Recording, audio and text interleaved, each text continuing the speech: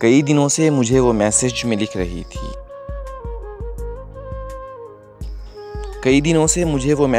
रही थी। जनाब आली हुजूर वाला, बस 1 मिनट मुझसे बात कर लें। मैं 1 मिनट से अगर तजावुज़ करूं तो बेशक न कॉल सुनना। मैं ज़ेर लब मुस्कुरा के लिखता बहुत बिज़ी हूँ। अभी नई नज़्म हो रही है। वो अगले मैसेज में फिर ये लिखती, सिसकती रोती बिलकती नज़्मों के उम्दा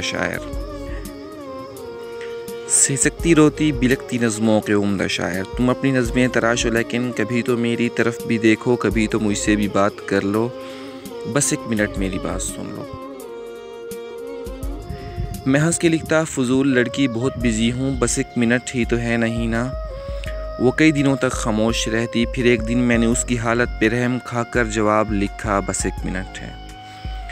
और फिर एक दिन मैंने उसकी हालत पे रहम खाकर जवाब लिखा, बस 1 मिनट है और 1 मिनट से ज़्यादा बिल्कुल नहीं सुनूंगा। तो उसने ओके लिखा और एकदम से कॉल कर दी। मैं कॉल पिक करके चुप खड़ा था। वो गहरा लंबा सा सांस लेकर उदास लहजे में बोली, सर जी, मैं जानती हूँ कि 1 मिनट है और 1 मिनट में मैं अपने अंदर की सारी बातें किसी भी सूरत न कह सकूँगी। सुलगती हिज्जत ज़दा रुतों को उदास नज़्मों में लिखने वाले अजीम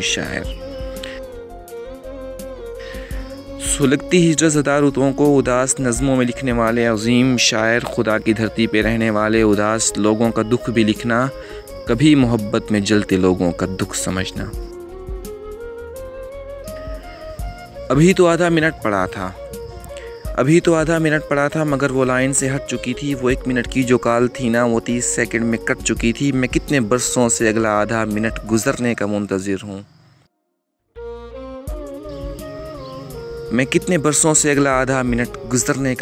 हूँ। वो नर्म लेकिन उदास लहजे में बोलती हुई उदास लड़की मेरी समात के खुले दर से यूं ही अब तक लगी हुई है, हटी नहीं है। बहुत से सालों से चल रही है वो कॉल अब तक कटी नहीं है।